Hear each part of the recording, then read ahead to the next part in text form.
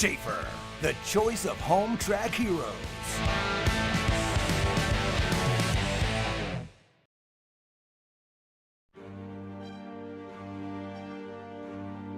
For generations, fans of IndyCar could only dream of stepping into the cockpit and feeling the rush of going wheel to wheel at over 200 miles per hour.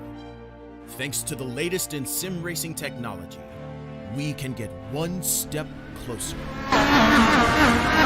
Talented, fearless drivers battle it out in virtual race cars to claim supremacy at some of the world's most demanding tracks.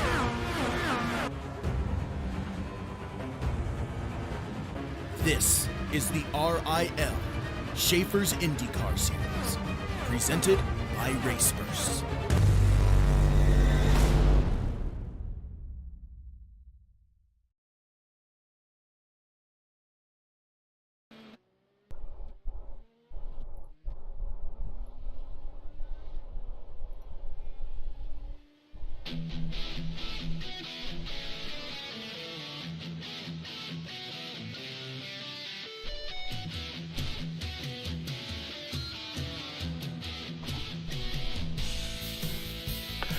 Hello and happy holidays, everyone. I'm Gary Gotzo, and welcome to Race First coverage of Round 3 of the winter 22-23 season of the RIL Schaeffer's IndyCar Series, coming in tonight from the Twin Ring Motegi Oval in Japan. And well, you kind of gotta, excuse me for being a little flustered today, because today has been a bomb news day, and joining me in the booth is a motorsports journalist himself from Jalopnik.com is Ryan Eric King. So, Ryan, I have really no idea what to lead off this program with other than to talk to you about the big bomb today with the streaming and broadcast rights, apparently, of exclusivity going to another company, which we don't quite know officially who that is yet. But this may be our last broadcast of the RIL for at least a little bit. Yeah, it seems like the IndyCar Series and Penske Entertainment Corporation said, hey, you don't have to go home, but you can't stay here. Oh, my goodness. Well, we joined a little late because we've been talking about this during the pre-race, but we are here at Twin Ring Motegi with 2 minutes and 52 seconds remaining here in qualifying. We saw some 201s up on the board in practice. I think that was Gavin Sanders, or actually Johnston and Nick Johnston and Craig Forsyth. Were among those two, at least click the 201 bracket. Right now, Sanders 200.9 currently on the board. Let's take a look here real quick at the IndyCar track records here at Motegi. I might not be able to say that word very often here any going further. It might be a Dallara Open Wheel US Series or something like they're doing for the Fixed Series now.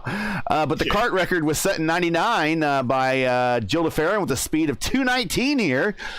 And then the IndyCar RL track record was set in 2004 by Helio Castroneves with a speed of 205. So a big difference between those cars and the kart cars of that day. The career wins leaders here are Adrian Fernandez with 2 in kart. Castroneves, Scott Dixon, and Lionheart himself, Dan Weldon, also have 2, but that was done in the IRL. Dixon is the only driver to win on the oval and road course, albeit we only had 1 race on the road course. That was because of the damage the surface of the track took from the 2011 Japan earthquake and tsunami there. Twin Ring Motegi is arguably the site of one of auto racing's more popular mainstream victories, depending on who you talk to. In 2008, when Danica Patrick took her one and only IndyCar win here, making her the only woman in the 100-plus year history of organized IndyCar racing to make it to victory lane. A minute 9 remaining. Bincy by himself, no draft aid, broke into that 201 bracket, and he is currently on the provisional pole at 201.334. Penalties for tonight, if they are in the lineup: Frankie Francica, who is qualified 6th, going to have an EOL. Bruno Miranda, who's qualified 5th, who's going to have an EOL. Christian Jasper, who is qualified 15th, will have an EOL. And Drew White, who's normally pretty good on these ovals, and I did not see him in the lineup right now, has an EOL. I don't know if he'll be joining late. We are only taking the fastest 33 again, and we have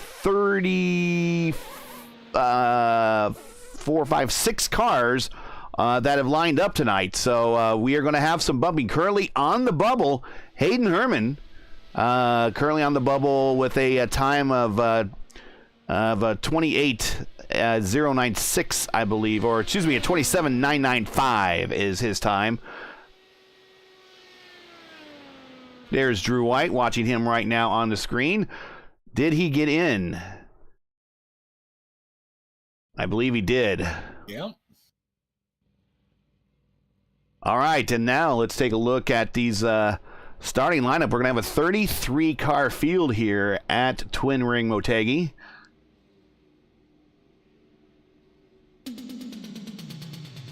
And starting from the pole, it's Caleb Benzie and one of his associates, Gavin Sanders, starting right next to him. Dan Migla with a great start there in third. Hunter Ingrave with another start there. Great start for the series in fourth. Bruno Miranda, he's going to the back. So everybody here in row 3, you're going to the back. Everybody in row 4, you're moving on up. Bruno Miranda, Frankie Fitchica both have EOLs. Nick Johnston, he doesn't have an EOL versus what happened to him last week, so he's going to be up front. He's got a good look at a good view for his start here. Nate Secret as well. Matt Houston, the boss man, starting there in 9th. Dakota DeMaid, his associate, in 10th. Zachary Flaum, another race first associate, in 11th. And Craig Forsyth in 12th. Craig looking very good in the points so far this season. Moving on back, James Watson 13th, Zauler 14th, Shane Coogan 15th, Christian Jasper, he's going to the back. So now I'll move Matt Johnson and Christopher Reese up one more spot from 17th and 18th up to 16th and 17th respectively. Tommy Cook with a great run, putting him in the mid-pack with a 19th, P19. Christopher Hill got a long way to go for the road course veteran in 20th. Matt Cosgrove 21st, JJ Wang 22nd, Chris Kelly 23rd, and Victor Aldrich, who is in a bit of an IRL throwback tonight, and we'll show him tonight with that throwback. He is 24th. Yoshikawa 25th, DL Lemon 26th, Isidro 27th, so we'll maybe see another vintage Isidro from the back to the front run. My man Rick Ravon 28th, we're going to see him definitely make a run to the front. All right, Brandon, you're going to handcuff the Massajuski. I'm going to say Massajuski. Okay, my Polish software has not fully kicked in on me yet. I'm hoping that I'm saying that right, but Brandon Massajuski, 29th. We're just calling him Brandon. Hugo Gallas in 30th. And we are almost through this warm-up lap here. Lusher 31st, Christopher Landy 32nd, Hayden Herman 33rd. Missing out, Logan Spast, Drew White did not make it. And Angelo Espo also did not make it. And that is your 33-car field. 36 tried to qualify. Top 30 covered by only half a second. Yeah, this is very Lionheart-esque in terms of a starting lineup, in terms of how tight everything is. But let's get the cameras focused on where we want them to be for this start, which is up at the front.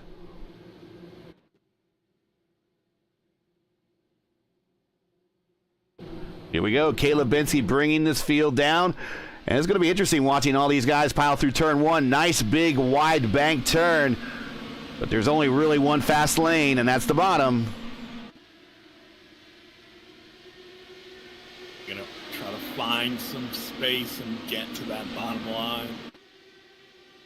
Now everyone looking for the draft. Miglin in third, going to pull off third. Now everyone dives it into the inside, down a gear, breaks it, turns the wheel sharp, makes it through 3 and 4.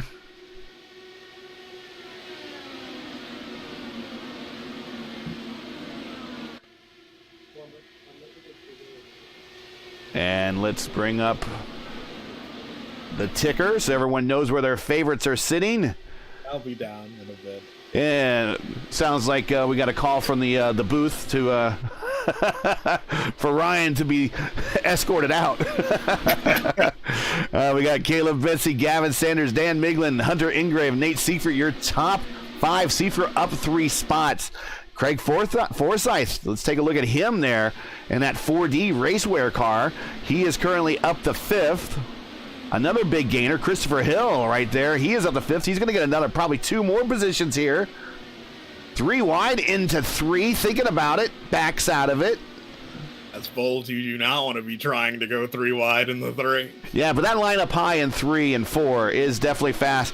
But Rick Ravon right here, folks, up 11 spots after 4 laps. Let's watch this man make the run to the front. He is in that Rick Mears throwback 1982 livery, the Gould Charge.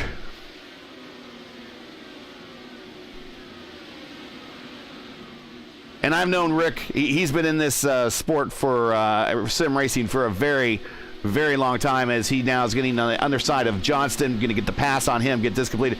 He has been in this sim racing sport since the mid-90s. I've known him for more than 25 years. If you can believe it. Those people are like, man, I feel so sorry for you, but it's actually a pretty good dude. You gotta get to know the man, but he's a pretty good dude. He recently relocated to Indianapolis, so he'll be closer to his love of IndyCar racing. But he is, ever since I've known him, he has always been in that Rick Mears 82 livery, even back in the IndyCar racing 1 and 2 days. As Rick Ravon up to 15th, 13 spots gained. Yeah, and if you wanted to make moves, you're going to have to do it real early, because passing around here isn't easy. Oh, we have a car around in 4. Yep, and that is James, not James Watson. That's Dakota DeMade. Dakota, and a rare. Normally do not see him losing control of his vehicle. We'll see what happened here. Oh, I don't think it was him. Did he have help? Did he have help? Oh, so we had James Watson and his associate teammate, Flaum, here. See what happens. Flaum almost gets in the back of him. Oh, James came up on him. So hopefully that can be repaired. In the middle of the racetrack, a lot of cars did a great job. Some people went through their arc of braking and missed this. But, yeah, hopefully you can get whatever damage repaired. Otherwise, it's going to be a long day for Dakota here. Already have 1 car out. Andrew Zeller currently showing in 33rd with an extended pit stop. There he is.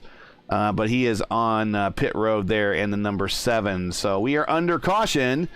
Let's go back to live television here. Your top 5 is Bency, Sanders, Miglin, Seifert, and Hunter Ingrave. Now, 8 of 20. We have no tire limits here. It is a bit early. You can extend a run very long here. We talked about this in the pre-race. I was telling a story here to Ryan about where I was racing a practice race here, which I actually won in the Lionheart IndyCar Series. Ever see Matt taking the turn down pit road there? I was in the Lionheart IndyCar Series practice race here, warm-up race they have. They always have 2 warm-up races for every race they have on their schedule, so everyone can get a feel of the racetrack, put on cleaner races, that type of thing. And I won one of them, and for the distance, it was like, I think we did 133 laps here. Which is a pretty long race. We're only doing 120 tonight. And I spent the end of my first stint to the start of my last stint, which is, half the race. And there we go. And Rick, did he get the position on Matt coming out there? Because pit road was closed. Nope, but Matt is going to be leading out Rick. Rick will give up the position there. They'll cycle to the back. But spent half the race on engine map 5. And the thing with 5 here is because there's braking and slowdown going into turns 3 and 4, certainly turn 3, it's very difficult for cars. It takes a better part of a lap for a car to get a good run on you. Yeah. And even at engine map 5, you can you can maintain pace with the leaders and still maintain pace while you're not getting passed by the cars behind you. It still takes them some work to do that. Okay, it looks like Rick did get the position over Matt, so move up Rick one position there as we are still under caution here. Very early in the early going of the RIL's visit to Twin Ring Motegi here. So some fuel conservation, some fuel strategies going on at the back. Everybody and here comes Matt again. Probably going to top off one more time. I think we got 2 to go here. A couple other cars coming on the pit road. Hayden Herman, Christian Jasper. Zach Flaum on pit road. So I think they're going for the long game here. But they're looking like 45 for a stint here at Twin Ring Motegi. But you might be able to go into the 50s. Well into the 50s if you're able to turn that engine mapping down and maintain pace. And sometimes you don't even need to play with the mapping, because this is one of the few ovals on the service that IndyCar goes to consistently where you actually have to brake. You could and if you want to save some fuel, you don't brake. You just lift and let the car, coast into 3. And there's so much downforce on these cars, and they're already trimmed out kind of as it is here for this track. And you see they're using the Super Speedway package, a very similar package to what we see at Indy, with the exception of the big end plates. I think the Indy uses the smaller end plates, but you don't have to really brake too much. It's a light brake, if that. I mean, there's so much downforce in these cars. When you let off the acceleration, it's like hitting the brake. Because the downforce by itself slows the car down. So lap 11 of 20, lights are out on the pace car. According to YouTube analytics, 37% of you are not subscribers. That's actually a pretty good number if you're a regular streamer. But hey, we'd like to make that number a little bit better, so we'd like to change that right now. If we have reached our goal, obviously, of 1,000 subscribers, but we're not going to rest there. Help us keep this positive momentum. If you enjoy Race First coverage of the RIL Schaeffer's IndyCar Series and respect the stream, please do us a solid and make sure you support us by subscribing. That is the biggest thing that you can do for us. Subscribe if you have not done so already. And while you're at it, don't forget to smash like and click the bell so you miss out on future Race First iRacing programming. And well, we're not going to have much of it as IndyCar, so we might be looking to pivot here to other forms of open wheel racing. Yeah, it's going to be the RIL Schaeffer's car series. Well, Caleb is not up by the fence. Now he is. He kind of speeds up a little there, brings the field up with him. Pace car still on the track. Pace car now dips off. Got a long run to the finish line. Good start here by Caleb. Already he's added himself 0.2 of a second, 0.3 of a second lead, almost 0.4 now of a second lead, going into 1. They are side by side behind him. This is looking real. Everything's coming up fancy. Gavin doing a little bit of defensive driving there, holding off Miglin. Miglin up high. That is the better line, not necessarily on a restart. There we see Gavin slide on up. I think Miglin's going to get the position this time. We'll see. Don't think he'll be able to keep the momentum up there. That line around 1 and 2. Miglin does have the position, hasn't quite pulled it off yet. Going into 3, still side by side. This is a battle for second. Miglin dives it deep into the turn. Is it going to cost him on exit? Yes, it is, because here comes Sanders. This is a good race. Whereas Gavin joined me in the booth on Saturday for our Indy Open coverage from Road America. Like behind him, Nate Seifer, Hunter Ingrave have separated. Craig Forsyth now up to 6th. Rick Ravon already up to 21st. He's on new tires.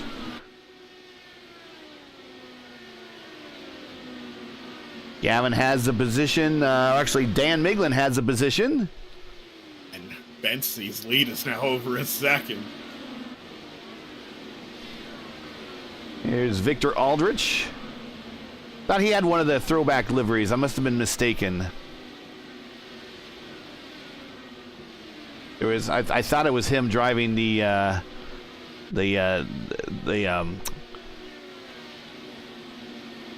dial soap. Now why is the team name all of a sudden escaping me? Dreyer and Reinbold. There it is. They're mid 2000s IndyCar livery. Robbie Buell driving for him. There's Rick Ravon there in 21st. Gavin Sanders around Miglin again on the high side. Makes that one look a lot easier as the high side's starting to come in now with these used tires. And there's Nate Seifert. He is slightly... So there's like a million different lines you can take through 1 and 2, but there really are only 2, max 3 lines you can take through 3. 2 preferred. 3, you're kind of screaming on corner exit. Yeah, because 3, generally what I like to do, I like to start high and then swing low so I can apex late in 4 and get on the gas real early. Yeah, these cars, especially late in a run, if you put them under too heavy acceleration and you have your bars really set up to loosen your car up, that's where your ends are going to swap right there on the exit of corner number 4. And the dangerous part of corner number 4 is when you swap ends, you go to that inside wall, and it might as well be a ping pong ball bumper. Because it just or a pinball bumper. It just throws your car right back out into the center of traffic, and here comes the rest of the cars off of 4 looking at a cloud of smoke going, what's going on. Yeah, that's why I like to apex late in 4, because you get the wheels straightened out real early, and if there's an accident up the track, you're in a position where you could make a move to avoid it. Hunter Ingrave now starting to gain on Dan Miglin here for 4th. And we're already kind of in that point of the race where we're almost, no matter where you look, just about everybody has about a 5/10 of a second gap between each one. Now let's go back to Forsyth. Same thing. Johnston. Same thing.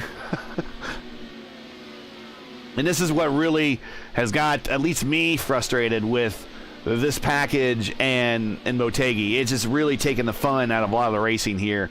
That it really becomes, you got to maintain your pace, and then really the key is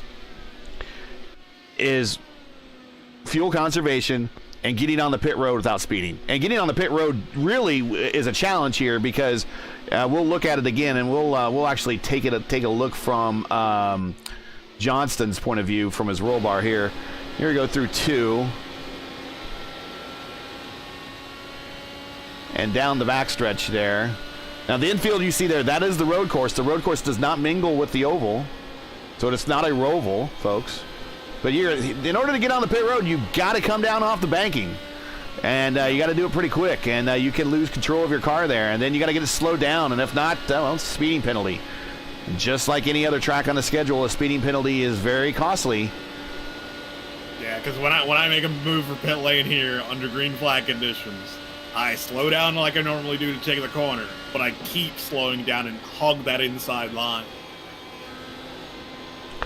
See Johnston down the 3rd gear in turns 3 and 4. 4th gear up the front straight. 5th gear at about the start-finish line. You want to be 5th gear by the time you get to 1st and turns 1 and 2, and then he goes down the 4th. Let's have a hard time getting the car to rotate there with that dirty air. Yeah, a bit of a run there on Forsyth down the backstretch, but now he gets a good run on Forsyth down low to 3 and 4. He might be setting him up for a pass here in 1. Yeah, waiting to see, because that's the thing about this package, the dirty air. You do not want to be directly behind someone through 1 and 2. You'll push up real hard towards that wall. And that comes at you real quick. Riding along, our defending and reigning champion, Nick Johnston, as he's trying to run down Craig Forsyth. They battle for 6th.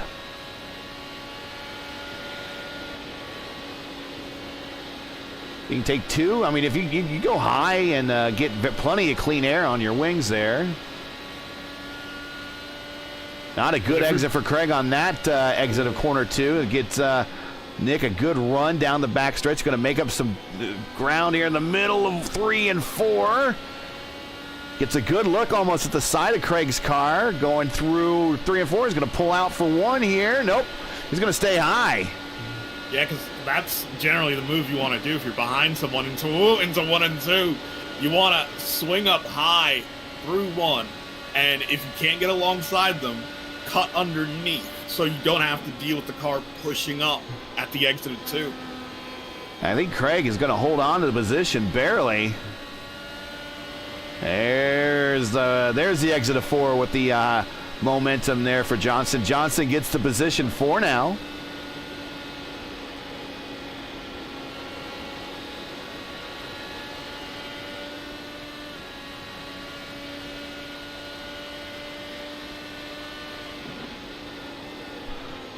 Go ahead and get the standings back up for you. We're just trying to give you a good idea of the track. Sun's out.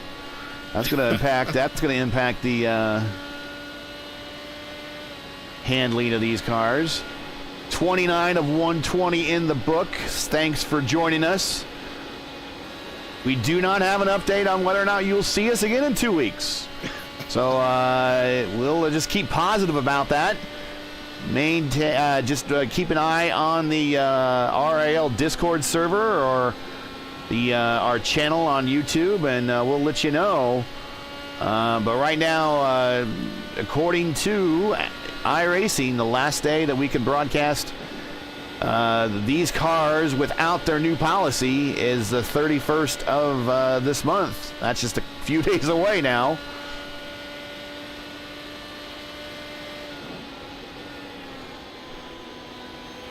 But if these cars had fenders and started with the term N, we could broadcast them all the time for you because, well, it's a NASCAR world and we live in it.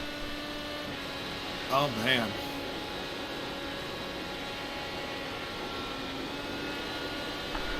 And we were talking in the let's get back to doing some regular. You've seen enough laps here. Get back up to our leader, Caleb Benzie, leader by 2.7 seconds, right behind him. And actually, Caleb is starting to approach some lap traffic. That is Neil Lusher. He's already put Chris Kelly down a lap.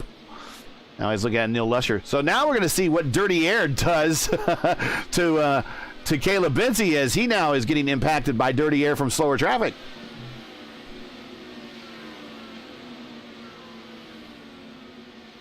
Then if you're the guys in 2nd and 3rd, this is your chance because you have an opportunity to close the gap. The leader's got to deal with the same conditions that you do now. Kelly back there in that Air Force livery, that very similar to what we saw Connor Daly in like 2 Indy 500s ago. Yeah, when he was running the X1 tribute livery. Yeah, there it is. And Gavin is going to get the run on him.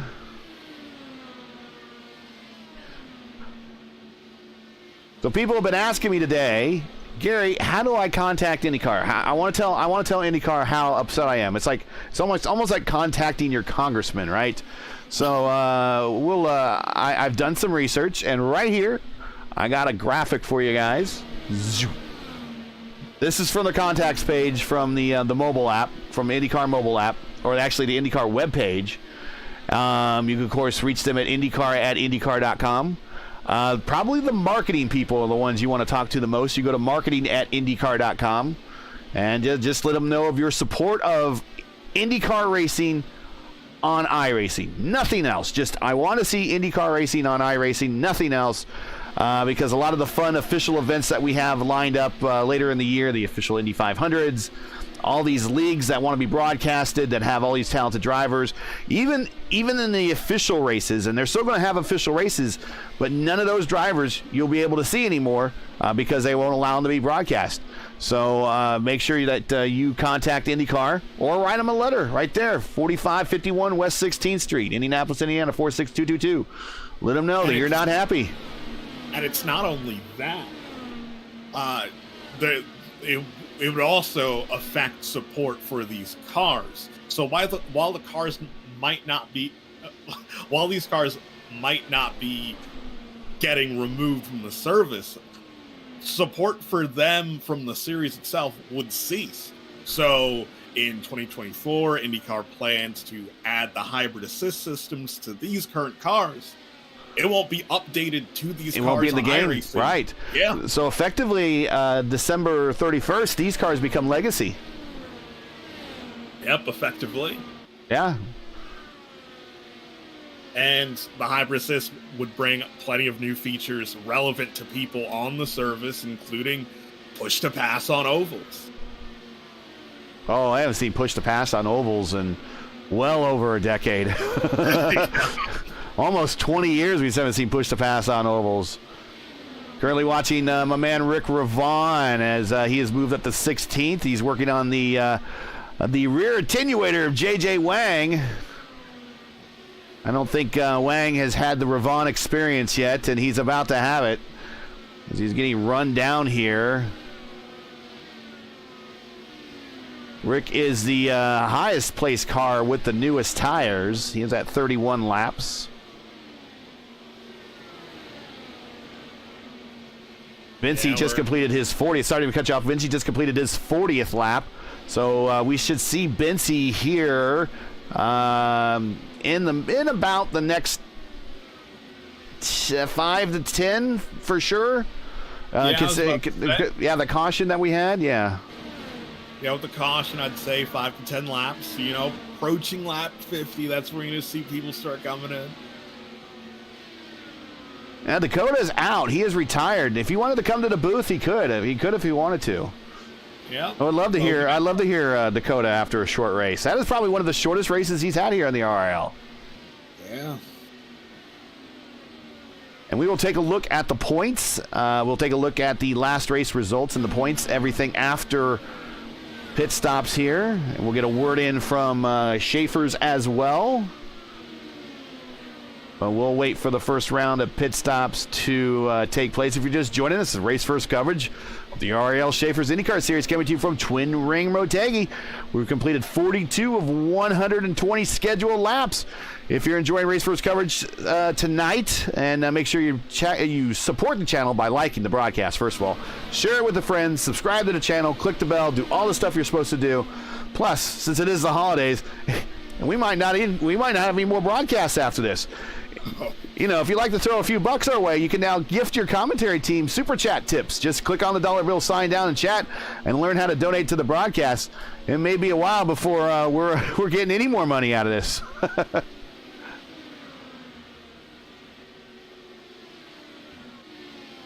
And that is moving. Let's see. That is.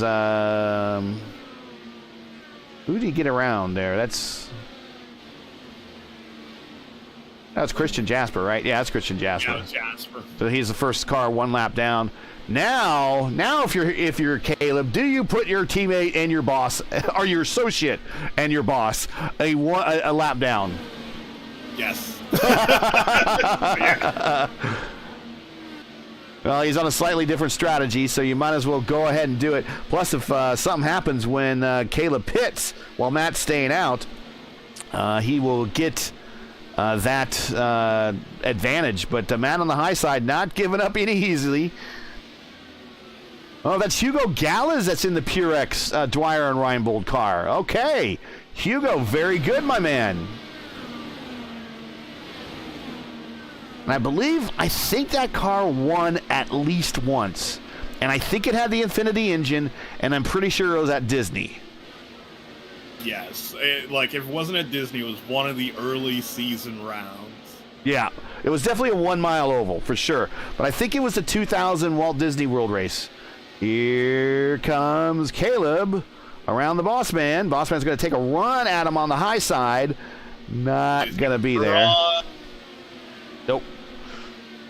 Now, next up on the to-be-lapped list here, Forsyth on pit road. Craig Forsyth on pit road. There he is, scheduled stop at lap 47. I want to know what generic term iRacing is going to use for these vehicles come January 1st. Well, the series for fixed, they call it the U.S. Open Wheel B series and the U.S. Open Wheel C series. But also involved in there is they're calling the PM18 series, I believe, or the Indy Pro 2K series, U.S. Open Wheel as well. So I think you gotta organize them by the highest level of open wheel racing in the States, which is IndyCar racing. Yeah, because it makes sense. It seems like they were rebranding a lot of the open wheel series in general, because all the European series got branded with the somewhat anachronistic Formula A, Formula B, Formula C. Yeah. Just going through our top 5 at the moment. Dan Miglin doing a real good job at holding on here in the top 5. Since he'd lost that one position, we got gained on a little bit by actually, he was kind of in a battle with Craig Forsyth. Kind of on it, held his own, and now is holding off Nick Johnston. Or that's actually Hunter Ingrave, excuse me. Very similar looking cars between the two. James Watson, with that little contact with Dakotas, has worked his way up to 7th. Christopher Reese, showing a lot better than he did on the road course last week. I'm sure he'll agree to that. He is up in the top 10 there. In 8th, Christopher Hill up 11 spots. Christopher Reese up 10. Should be mentioned that. Shane Coogan, one of the Raceverse associates, he has worked his way up into 10th. Also big gainers, Cosgrove 11th. JJ Wang 12. Matt Coogan on pit road. Rick Ravon up 15. He is coming in, I think, a little early, but he might be trying to set up for that final stop. Yep, Miglin just called out he's coming down pit lane. Rick, luckily he didn't slide through pit road there, or his spot. Here's Caleb. Is he going to come down for another lap or not? Down the back straight. Bency behind him by 5.3 seconds. Again, should be an eternity here on an oval. And he's not coming down. And he also has an associated car in front of him that he can use to help try to extend the run just a little bit longer if he wants to. Up, Sanders and Nate are in. That is Zach Flaum. Here comes Caleb. Going to try to put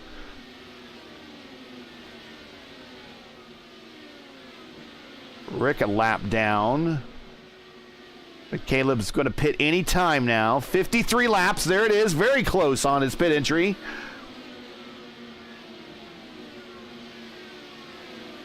On pit road, Hunter Ingrave coming to pit road. Nick Johnston going to extend the run. He's going 53 laps. Christopher Reese on pit road. Christopher Hill on pit road. It's Brandon. He's worked his way up from the rear. He's going to stay on the track for an extra couple of laps. He pitted early with that early group. He has now worked his way up to 2nd. Frankie Franchica now up to 3rd after an EOL start. DL Lemon up to 4th. 54 laps under his current stint. Yeah, but thanks to that caution, we've pushed back these first round of stops to the point where you only need one more stop to make it to the end. Yeah, and here's Brandon once again. He is going to go to the top of the standings here. He's going to lead a lap. He's put 47 in the books. He is your leader by 1.9 seconds over Franchica. Got really high off a corner exit there in corner number 2. Doesn't look like he's going to plan out. He's part of that second group, so he's probably got himself another 3 to 5 laps for sure. And right there, he is just tucked up underneath Chris Hill, drafting for all it's worth. Franchica right behind him there, way up high in turns 1 and 2. That's just one of the things you can do there. Underneath him there is DL Lemon in the 14. Lemon is in 3rd spot. So this is a battle for 2nd right here. Zach Flaum in 4th now. Hugo Gallas there in 5th. Matt Houston, we just saw him getting lapped a moment ago. Well, he's back on the lead lap, and the boss man in the 66 is in P6. Nope, he's up to P5. DL Lemon on pit road. There is DL Lemon.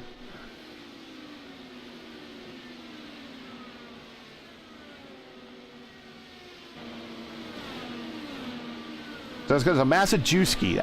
I'm going to say that. It almost sounds like I'm saying Massachusetts, but it's a Massachusetts. I'm hoping I'm saying that right. Right now, we might be calling him the Magic Man, like another famous Polak who's a quarterback, though. You know who I'm talking about, right?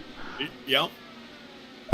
He is 50 laps into his current stint, and he's just going to keep on going.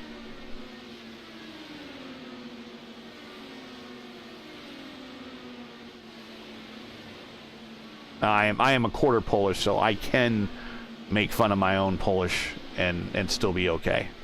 Just letting everybody know. I have the ancestry DNA test to prove it.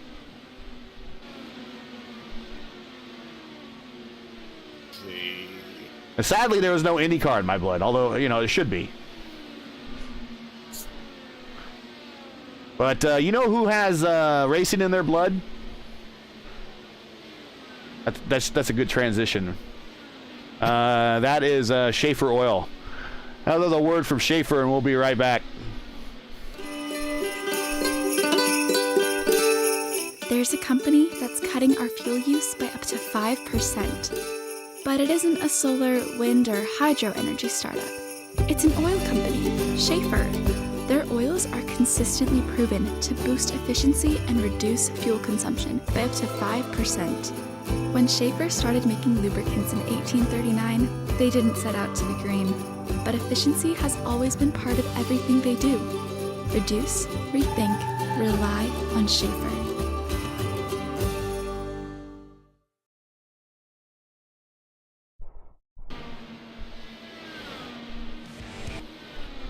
And we're back, and at the front now is Zachary Flaum, getting in some laps led here at Twin Ring Motegi.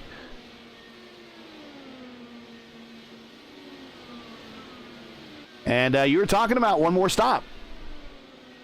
We're at the halfway point, so a lot of these guys could do it one more stop after this. Here, nope, he's going to stay low. His lap times are not the greatest right now. Last time by at 28.5. Matt Houston at 28.8. Caleb Bency at 28.2. So a 28.5 is really not that bad, to be honest. I mean, he has open land in front of him, open track.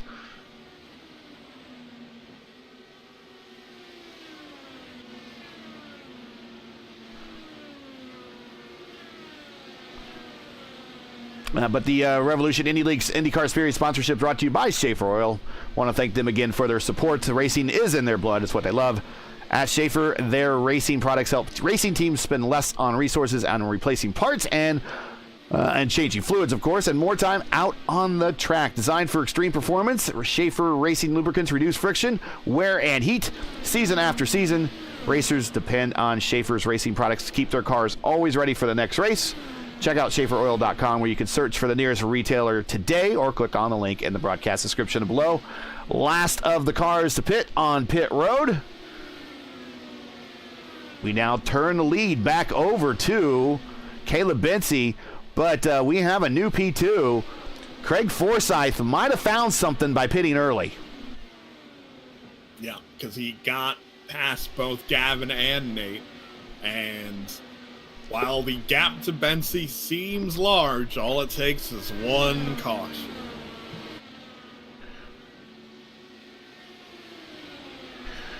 Let's take a look at the last race that we had here on the RIL. This was at COTA. Caleb Bency was your winner. Gavin Sanders finished second. Nate Seifert was on that bottom step of the podium. Nicholas Johnson with the inspired run starting from an EOL finishes fourth. Hunter Ingrave was fifth. Let's bring up the point situation. Gavin Sanders is your leader by about 5 points over Caleb Bency. You see Nate Seifert 10 points behind Bency. Hunter Ingrate 58. Craig Forsyth, if he keeps this up, looks like he's going to earn some major points. He has worked his way up to P5 in the driver standings. Coogan, Johnston, DeMade, he's going to be getting a hurt in a day for his finish. Matt Houston and Bruno Miranda pretty much are your top 10 there. There is a remainder of your standings after 2 rounds. Let's get those off the screen there. There we go. So let's do a review of your top 10 here while we're waiting for the next round of pit stops to slowly get to us. Caleb Bency is your leader by 3.2 seconds over Craig Forsyth. There's Craig. Nate Seifert, who just faded out, and I'm not sure if he's going to return. Keep an eye on that for us, would you? He might have just fallen. He might be done. Okay, so Gavin Sanders up to 3rd. I think Nate Seifert just had a drop. Johnston up to 4th now. There's Nick Johnston right there. Dan Miglin, great race today. They're in the SpongeBob helmet. They're in P5. Hunter Ingram P6. James Watson in P7. Bruno Miranda. And you could just hear how slow those cars are just churning through turns 3 and 4. Almost sound like we were getting a caution because they were running that slow through there. Bruno Miranda's worked his way up to 8th. Christopher Reese in 9th. Christopher Hill in 10th. This is a battle right here between these two for 9th and 10th.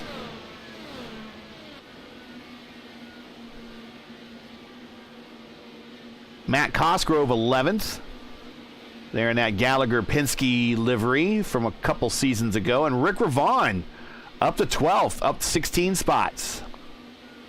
Yeah, but it seems like Nate is out. His internet's gone. Yeah, I was just getting ready to, obviously you saw when I clicked to his car, we had some different pictures shown. Just at that moment, I clicked on his name to get the director to go there, and he blinked out. So Caleb Bency, your leader, by 2 6/10. We currently have 16 cars on the lead lap. The Magic Man, Brandon, we'll call him the Magic Man. He is last car on the lead lap. He is up 13 spots, and he is hanging on. He's in a battle with Yoshikawa here for 15th. And as we cycle through again, he's in a good spot where he could go long once more. But he's got Caleb slowly reeling him in.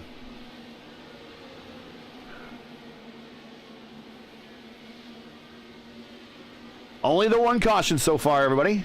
Very early on, an incident between Dakota DeMade and James Watson.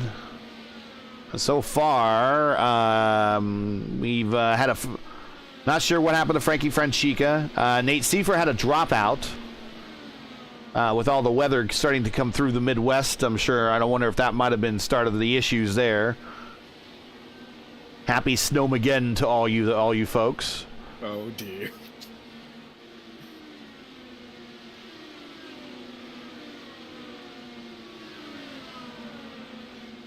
This is one of the closest battles on the racetrack, so we're going to keep it here. Cosgrove and Reese have a pretty good battle, though. We'll take a look at that one.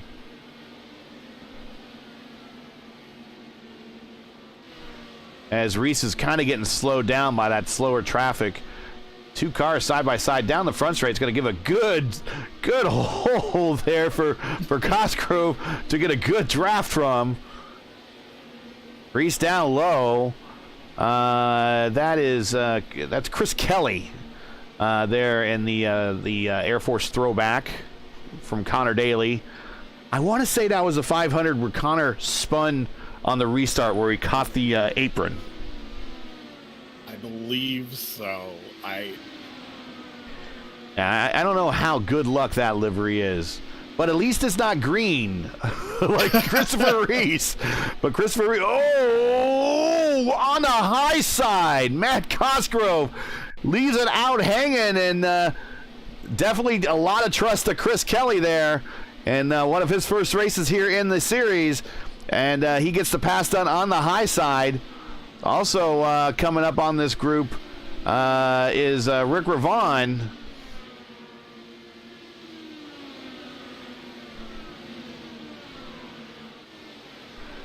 And that's Tommy Cook, I believe, in the 25 there. It's just ahead of Kelly. He's doing a good job. He had a good start. He's down 6 spots, but he's in 25th. Good race. Still a long way to go. A lot can happen. A lot of positions to be made. Rick gets around Kelly. That's not for position, but just track position. Caleb Bency there. He is just trailing Yoshikawa. And he's just trying to get some extra fuel mileage out of this. So the Magic Man actually got around Yoshikawa. He's up to 15th. Slowly working his way, staying on the lead lap. That's the thing. Yeah, all you have to do here.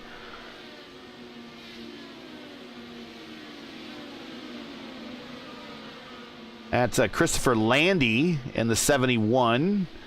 That Caleb gets around, giving way to also to his. I believe he's a Team Watson Racing guy, so he gives way to Yoshikawa there as his teammate. Forsyth now 1.1 to Bency. Bency's getting held up in this traffic. Yeah, it is hard to fight through this dirty air.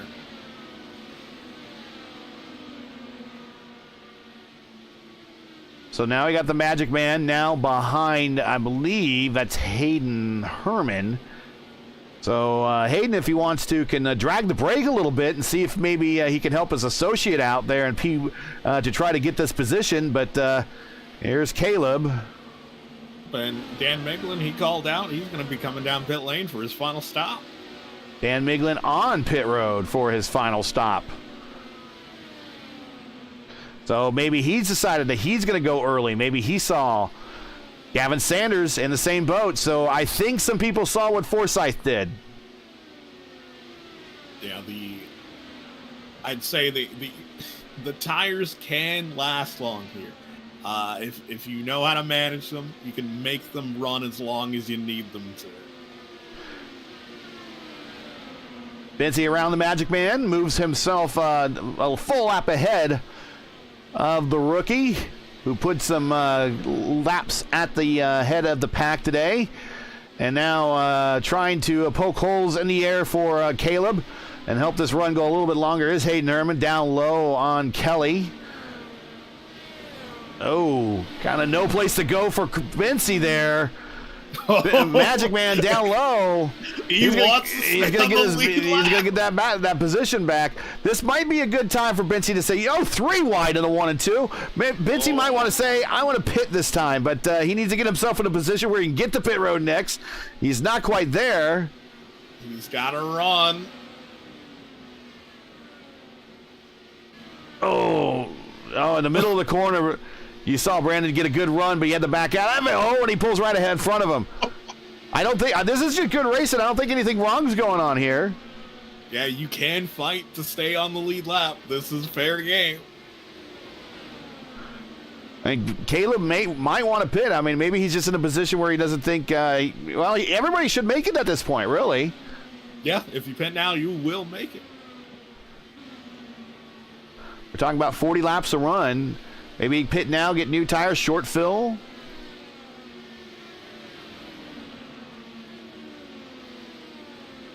Oh, he throws it into one.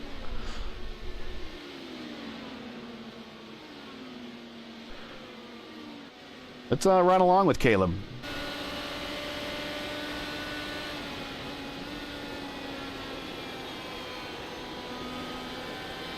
There's Neil. That's Hayden gets up into the wall on exit.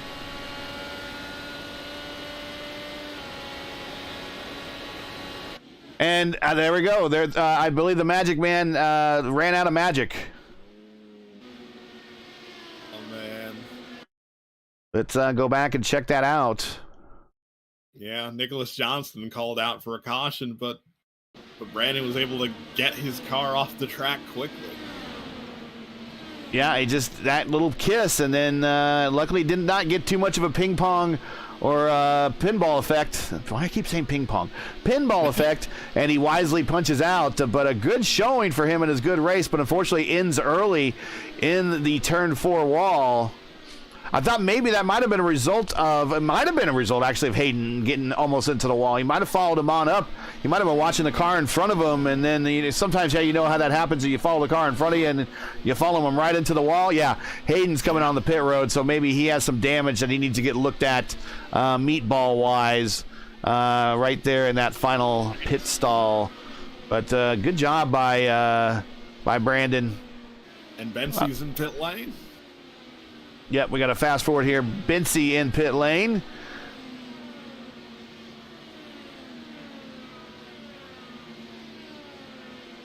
So we'll turn the lead over to Hunter Ingrave, who is 35 laps under his current stint. James Watson up to P2.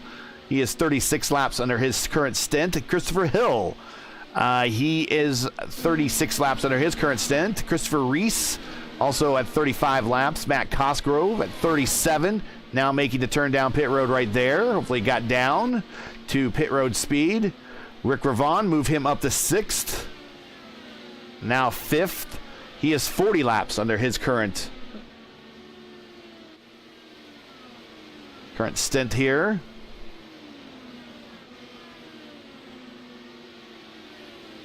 Here comes Hunter Ingrave, and right behind him, Nick Johnston, who just pitted with a full set of freshies, getting into good, and that's what 4 sets of fresh tires do for you here at Motegi. Continue to watch him pull away. Watch him really pull away, and Johnson's a lap down, or at the tail end of the lead lap at the moment. Watch him really pull away from here in turns 3 and 4. Well, Ingrave's pitting anyway, so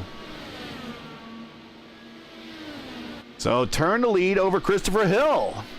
We know this man knows how to save fuel, but obviously he still needs to stop one more time.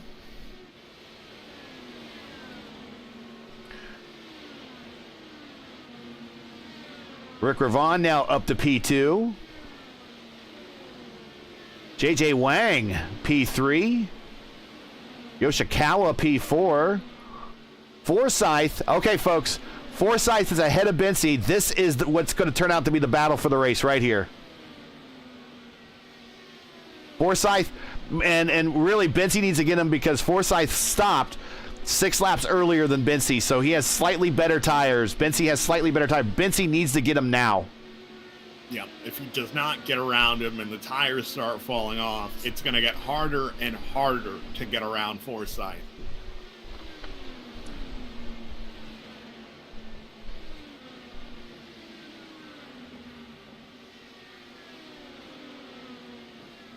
So pit strategy right now, paying off for the Canadian. Right there with 4D Racewear on the side, one of the sponsors there.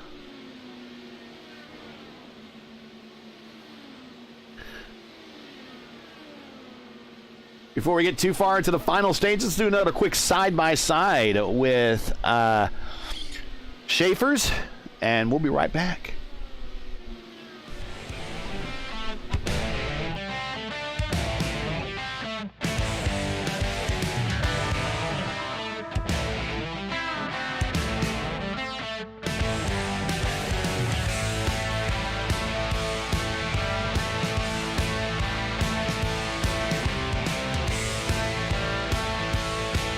Schaeffer, the choice of home track heroes.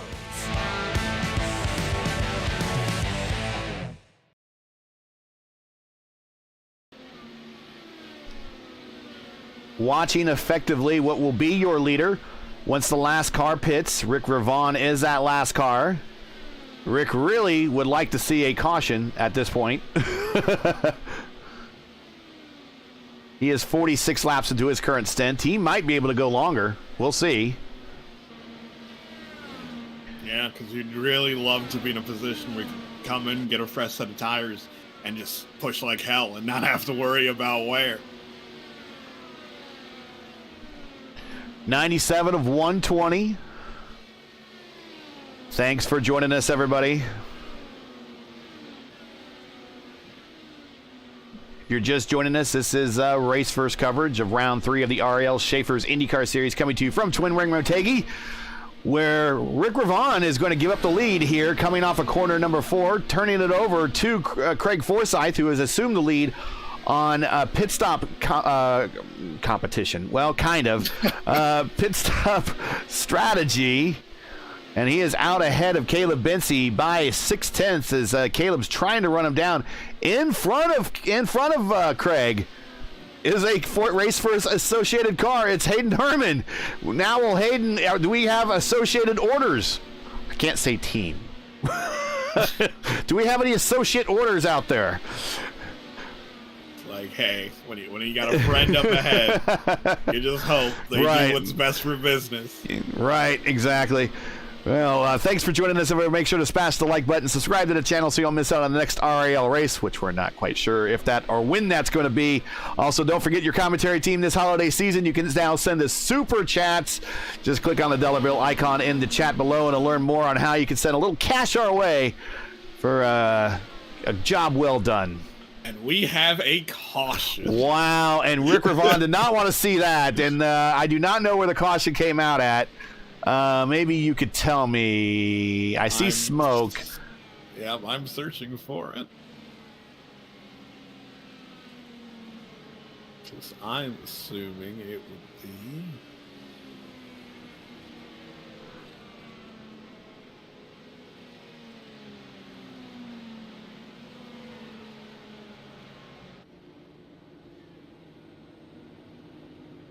Yeah, I'm just going to rewind here a little bit and see if I can find it. I hope this is not another Homestead. I saw smoke in the one. And it can't really say. I'm going to have to cycle through the field. I don't think, was it Rick come back up to speed? No, not Rick.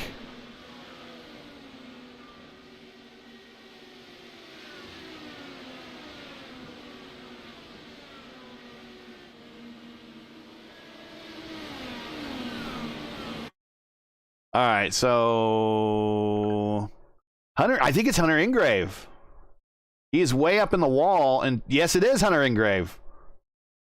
And it is a run-in with Bruno Miranda. All right, okay, all right. So we're gonna watch some exciting racing here. Miranda's fighting with. Not sure who's in that Expel car. Matt Johnston. He gets to the inside.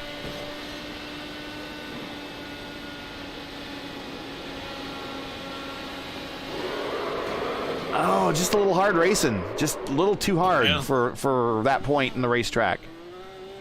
Yeah, it's that point where you start transitioning into two. The car starts pushing up, but Ingrave is just really pinching him down on the line, and then they touch. Yeah. Miranda gets shoved below the line, and then he has nowhere else to go. Well, we're riding along with Craig Forsyth now, who is now burning off some excess fuel. So he now has too much, and he is trying to lighten up a little bit. And we are going to have about a 20 or so lap sprint here to the end. But let's reset the field. Everybody is together now. I'm not sure who's going to make this turn down pit road to go for another set of tires and make the bonsai run. But Rick Ravon did not want to see that that caution. That is going to stick him a lap down. But let's cycle through the field at the moment. Rick Ravon is your leader. Caleb Bency is P2. Nick Johnston is P3. So there's two cars between Johnston and P2. And that happens to be Yoshikawa on Ravon. Then there's three cars, I think, between... Yes. Three cars between Watson and Nick Johnston. And those are... I'm not quite sure who they are. JJ Wang, Cook, and Flaum. So I think they might get cycled to the back. It might be to the point where they can do that. Chris Hill is in direct contact with 5th. Dan Miglin has been in the top 10 all day. Great race for him. He's in contact. He's right there in 6th. Christopher Reese, a great day for him in 7th. DL Lemon very quietly up into 8th. Gavin Sanders 9th. Matt Houston 10th. Bruno Miranda, who might have damage, 11th. Matt Johnston 12th. Hugo Gallas in 13th. Neil Lusher, great run for him, in 14th. Christian Jasper 15th. Cosgrove is 16th. Isidro is 17th. So, first car a lap down is Yoshikawa. So, are we going to see any of this field get shuffled here with... Nope, we're not at that point in the race. So, we're going to go back to racing with 1 and 2 directly together. 2 cars separating second and third. 3 cars separating third and fourth. And then everybody's pretty much in contact all the way back. So it seems like unless we can get some moves in early, we're going to have a 2-car fight for this. There are the subscriber numbers. So what we want to do is have you change that right now. Bing, click that button for us, click the bell, and click thumbs up because we're going to see a heck of a finish here. Not a last lap sprint, but definitely a last sprint here to the end.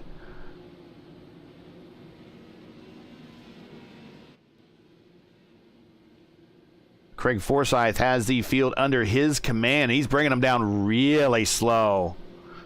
This might not be a bad idea. Caleb's not letting him get away. Slow down the front straight. And there goes Craig, and here's the weave. The snake is in Motegi. Serpentining at the start.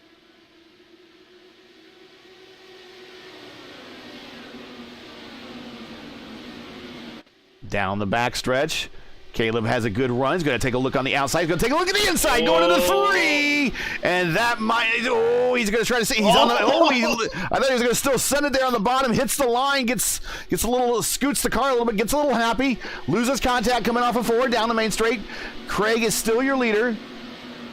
Yeah, you by 2/10. Just hold out until the tires get up to temp. Start burning, losing grip, maybe.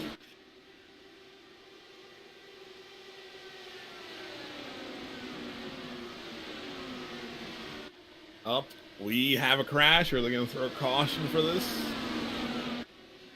Who is it? It was in turn 2. Big gaggle of cars back here. Bruno Miranda, Hugo Gallas trying to find their way around. Oh, Bruno way up into smoke off of 3 and 4. Matt Houston almost in the wall. Matt Johnson's going to take a stab to the inside. Forsyth starting to pull away. Yeah, further back in the field, back on lap 102, Coogan and Kelly had made contact in 2, and both went up into the wall hard, but no caution. Yeah, rough day for Shane. Here's another battle back here. Lusher trying to hang on here for top 15. He is currently got like 4 cars above him on the racetrack. Just trying to keep her clean here to run out these remaining 13 laps. Traffic all over the place. Hugo Gallas up to 12th. Dan Miglin not with a great restart, back to 11th.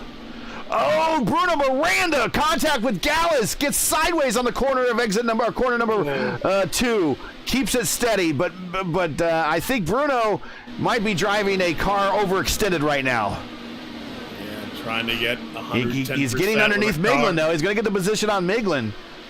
He's driving a little bit with red at the moment, but with getting to 10 to go, here are your top 10. Forsyth, Bency about a second behind Forsyth. Johnson still hasn't cleared these 2 lap cars. That is Yoshikawa and Rick Ravon, and they do want to stay here because they want to try to fight to stay on the end of the lead lap. Christopher Hill has 1 car with J.J. Wang that he needs to get around, and then he's in direct contact with Nick Johnston. That is your top 4. James Watson has worked his way up to the top 5. Battle for 6th and 7th here between Reese and Sanders. Very tight coming off of corner number 2. Sanders tries to send it inside in 3. Can't quite stick it in there.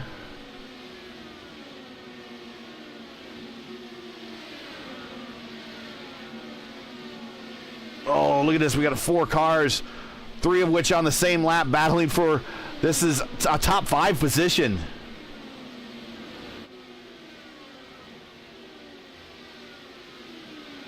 And Reese going to send it on the outside, but he's going to have the dirty air from Flaum up top. He's still going to keep sending it, but he has it lit up, and that's going to let Sanders on through. Move Sanders up to 6th. Sanders down to the inside, going into 1. Down low, he hits the position. Sanders up 2 spots now, up in the top 5.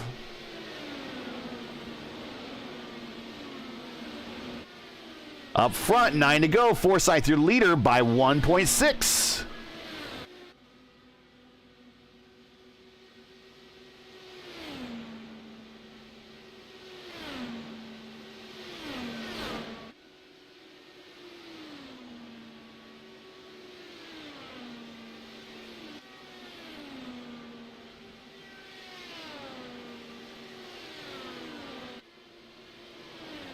And we said very early on, we were talking about this race. This is one of those racetracks that you can conserve fuel. You can go long on runs if you want to.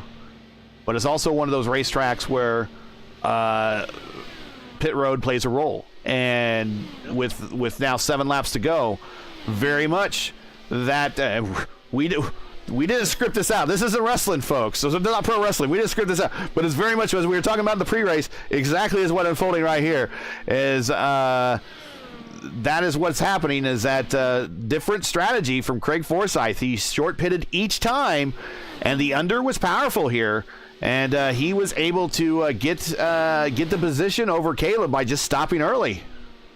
Yeah, you stop early, make sure the stop is well, and when you get back at the speed, you drive well, because it was pit strategy, but he drove to keep the position. I mean, he had to pass some cars today. He's up 11 spots, so he didn't get it all on pit road, but the key ones he certainly did, because once he got into the top 5, he made most of those moves on pit road, and then maintained pace while pulling away now. Leader by 1.8 over Bensi. Looking for, I believe this is going to be his 2nd career RIL win since Michigan, I think about 4 seasons ago, where he won by just the slimmest of margins. This race, if it continues to go down the way it is in the next 3 to 4 laps, he's going to win by a pretty healthy margin. He just needs to bring it home. Let's take a look at everyone else in the top 5. There's Caleb. Johnson has not been able to, Johnson actually has been able to clear at least one of the cars. I think he cleared Rick, but he has not cleared Yoshikawa yet. Nope. Johnson now P3, Christopher Hill P4, and Gavin Sanders 2 cars back for P5. That's JJ Wang and Rick Ravon in between him and Christopher Hill.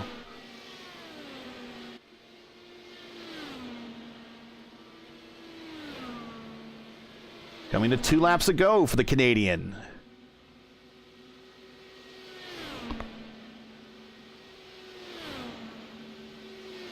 Greg's one of the cleanest drivers there is. A really good teammate. Worked with him a number of times in the Lionheart IndyCar series, the Speedway series there. Has a win at that level. Probably deserving of much more wins at that level. Coming to the white flag here, Twin Wing Motegi. In the 1. That lead's not shrinking. Safely through 1, off a 2, down the backstretch for the last time. Looking at an empty turn 3 for the Canadian. Down to the bottom to the white line. Gently lets the car drift up to the wall. And for his 2nd career victory here in the RL, Craig Forsyth wins it on speed and pit strategy.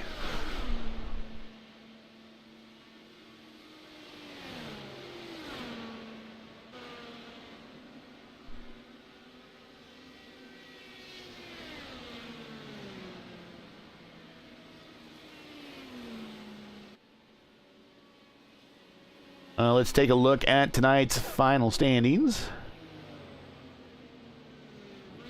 Here from the Twin Wing.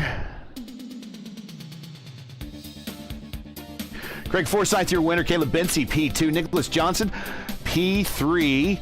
I believe that gets him an interview, and I believe he gets to something special from the girlfriend, I think. Maybe attention, maybe she says hi. I'm not sure, but I believe a podium at least gets him that much.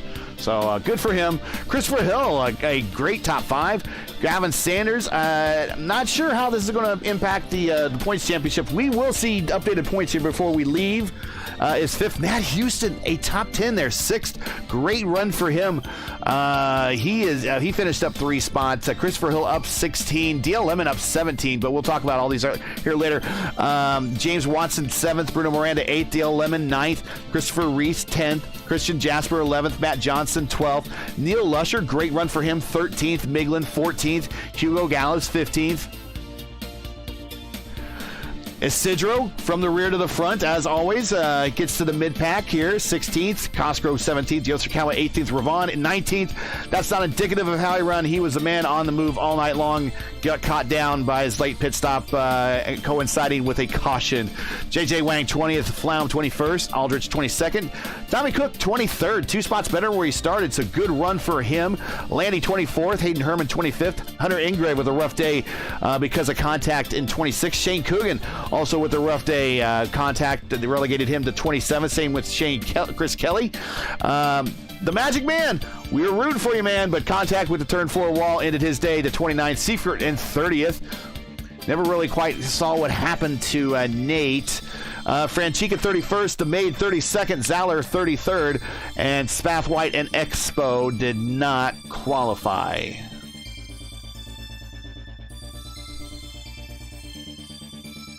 So, 11 spots for Forsyth, 16 for Hill, 17 for DL Lemon, 18 for Lusher. I believe he was your big gainer. 15 for Gallas, 11 for Isidro. So a lot of big gainers in this particular race. A lot of guys that were racing patiently, making up late moves there. Like we saw many moments this race, sometimes it's not about being the absolute fastest. It's just about being there at the end, not making any mistakes, not ending up in the wall. Right, exactly. It's just drive a very, very clean race.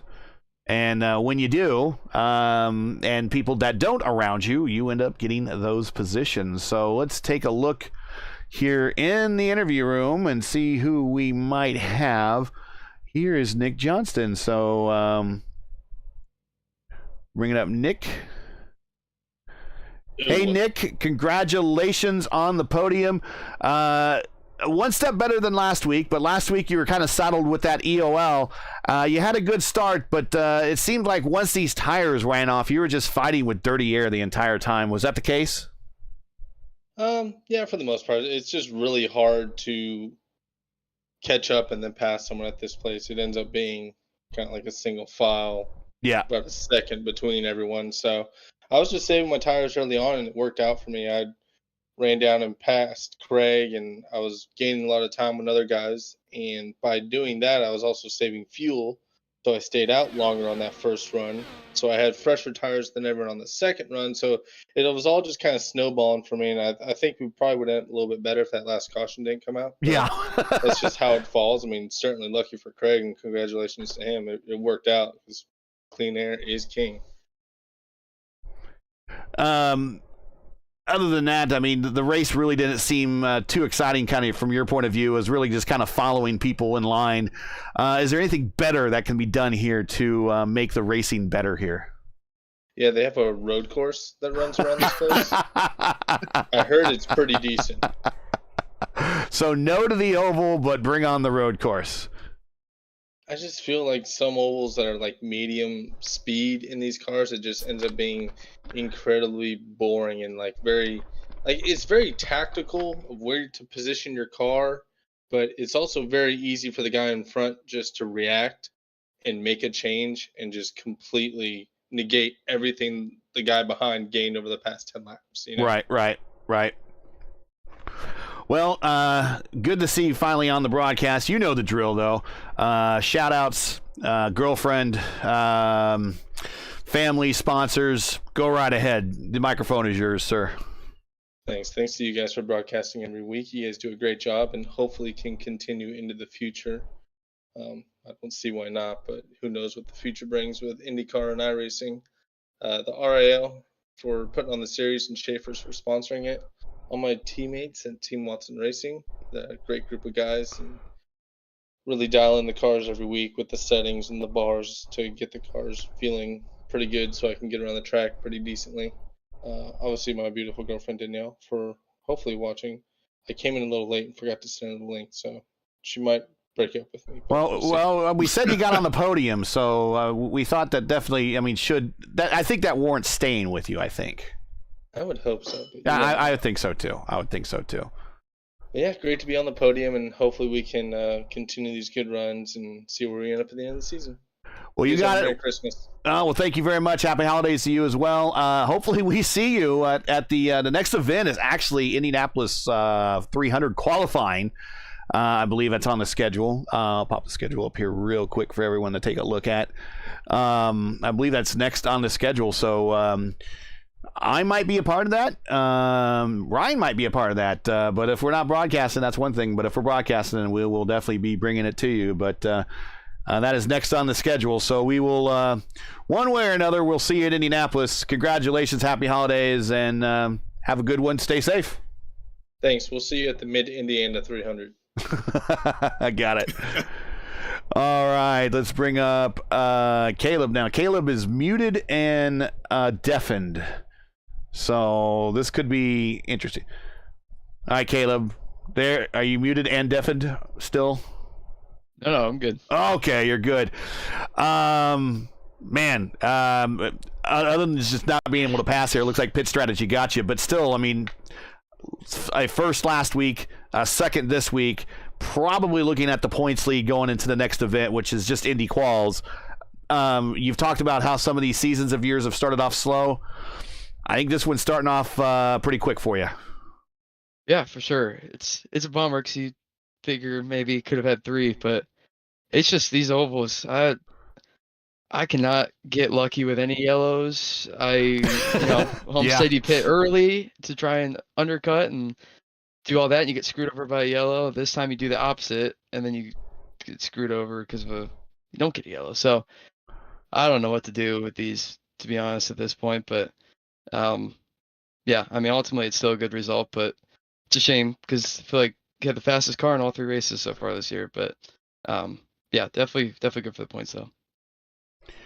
Was there anything you could have done? Just hit the right strategy and that's it. I mean, was there anything you think you could have done to possibly at least get the better position over Forsyth?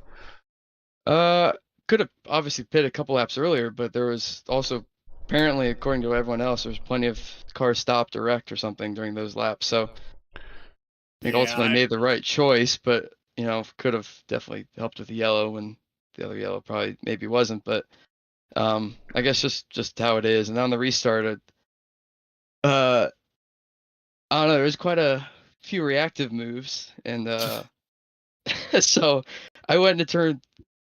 It annoyed me in the moment, so I tried to stick it down the inside, and he was still moving down, I think, and I overcompensated a little bit and clipped the apron, almost wrecked. So, yeah, I was like, good catch, good catch. Yeah, that was a lot of right angle in the steering wheel. So, yeah, I mean, ultimately that's very, very frustrating race, to be honest. But yeah, I mean, big picture though, that's definitely a good one for the standings for sure. Let's see if the standings have been updated. Yes, they have.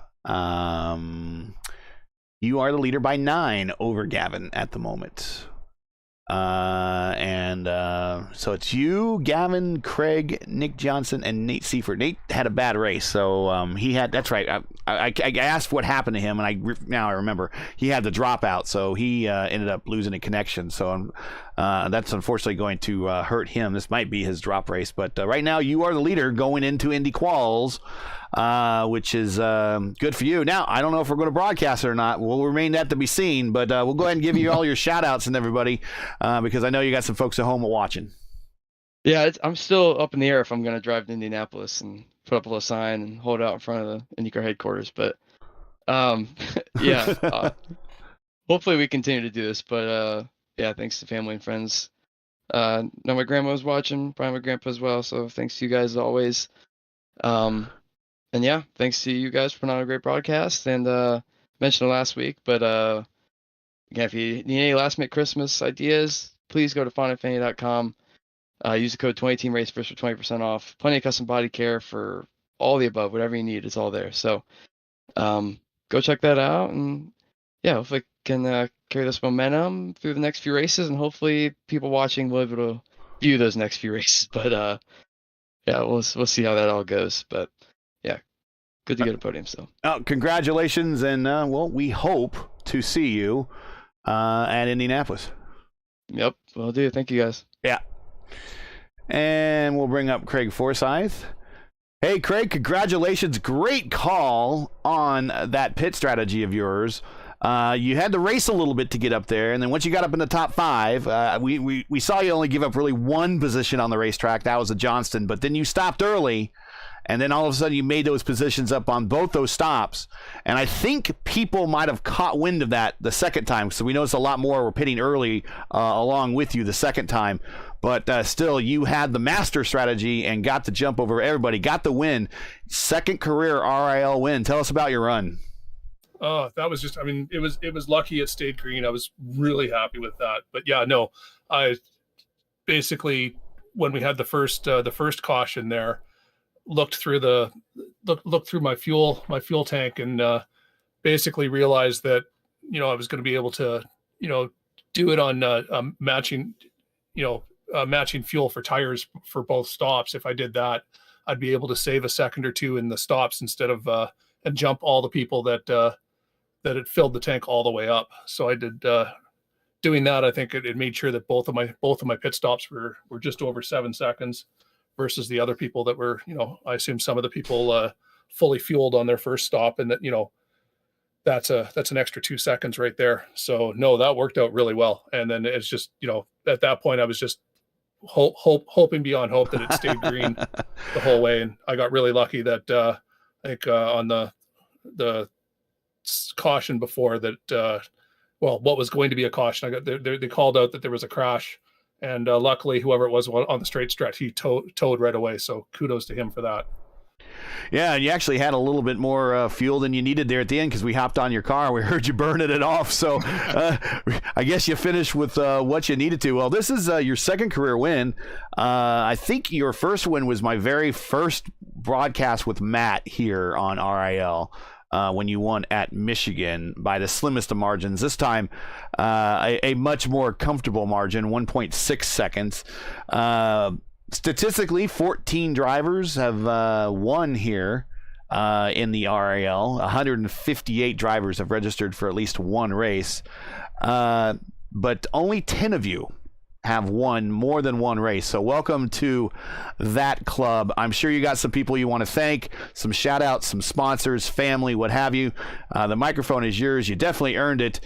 This might be our last race we're going to see for RIL for a while, so take advantage of it. Yeah, no, that's unfortunate with for those who aren't in the know. We're looking like we're not going to get as many IndyCar broadcasts on iRacing for the next at least couple months, or hopefully less, but we'll see. That's the news is grim, that's for sure. But no, got to thank the whole Forsyth crew and Jim over at 4D Racewear, and I mean you guys, Ryan and Garrett, thank you for broadcasting. We've had so many, you look at all of the broadcasters we've had. I mean, you got Race First. It doesn't matter. All the various leagues. I mean, this is affecting everyone right now. And the whole community is coming together to just go, this is nuts, and something needs to be done. Cause even if this other company ends up taking over, it's not like they're going to have a product out in the next 8 months. So it's a dead zone right now for IndyCar, and a bad day for esports, I have to say. And right there on your screen are the contact numbers, emails, addresses for the IndyCar that you could contact them and let them know your displeasure. It's not just Race First; it's everybody. So you just say you want to see. It's just like how you used to pick up the phone and say, "I want my MTV." Well, I just pick up the phone or send an email saying, "I want to see IndyCar racing on iRacing, fully licensed and fully supported as it would be on any other platform." But congratulations to you, Craig, not to take away from your win. A great one for you, a great one for your team. We hope to see you in Indianapolis one way or another. And congratulations on the win, man. It's a long time in coming. Thanks, guys. Have a great day. Okay. I kind of feel like everything's done, but I'm not ready to go home. Yeah, because you don't want to go home because you don't know when we're coming back. I don't know when we're coming back.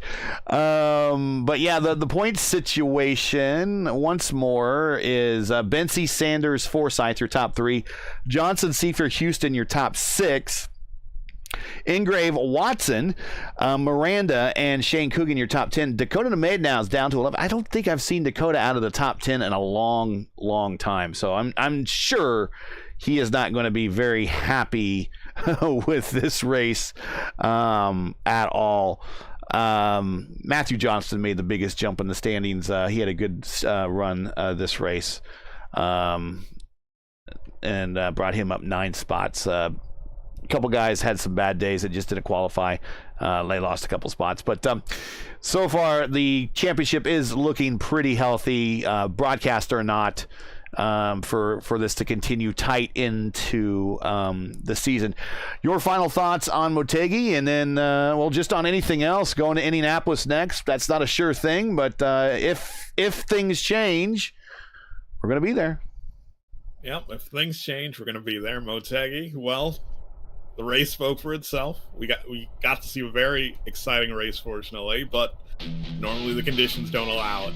And when it comes to the next race, hopefully the conditions allow for us to broadcast that race, because in my day job, writing about motorsport, I cover IndyCar, but I also cover Roger Penske's other businesses. And I've met him. He's a great man.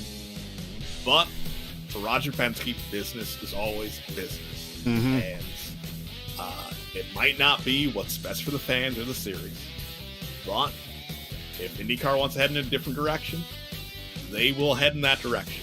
And the most we could do is tell them that us as fans of not only iRacing but IndyCar, that it is not the right direction. Yeah, talk with your pocketbooks. That's the biggest thing to do. But yeah, you've heard the saying before, nothing personal, it's just business.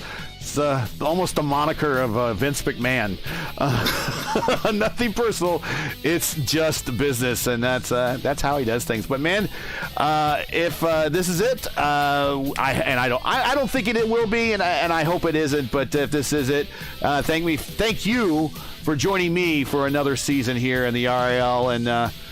But we'll say that with cross fingers, cross toes, and pinches of salt and knocks on wood that hopefully we'll be seeing each other at least here in a couple weeks down the road. If not Indianapolis, come on, we got to broadcast Darlington. Yeah, we gotta go down south. We gotta broadcast Talladega. We gotta do that. So that's it again for tonight.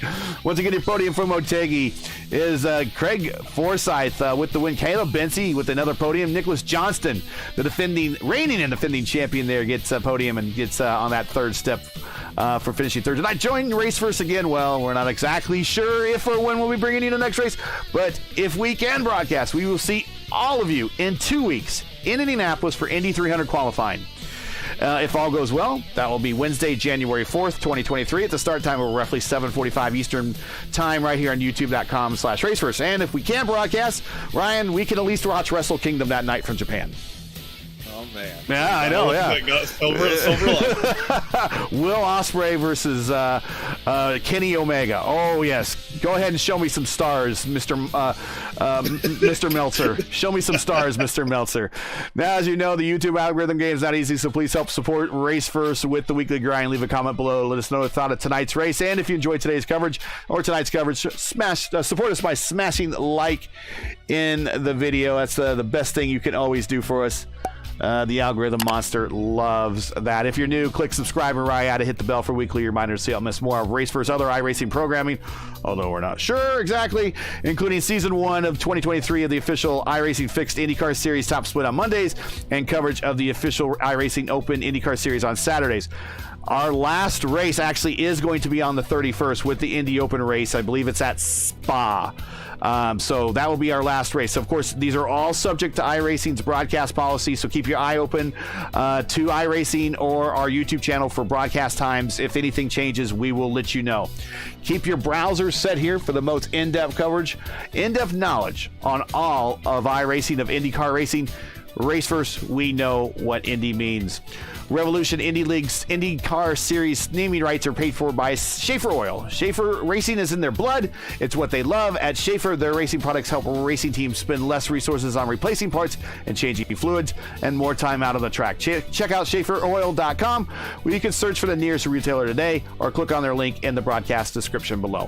For more business inquiries and learn more about Race First and what we do, we're going to need other styles of racing the broadcast. So if you got them, bring them. Visit racefirst.com or like us on Facebook, follow us on Twitter. You can follow all of us on Twitter right here. Here's all of our handles right at the bottom of their screen. You can follow us right here. We can talk more about IndyCar rights on iRacing, but if you got a NASCAR league, if you got a truck league, if you got an ARCA league that doesn't like to break, whatever. Are they gonna add asymmetric setups to the Dallara IR1? I don't know. We might be seeing IRL1 races. I don't know. But, hey, if you got a league, bring them by. We're looking for business now.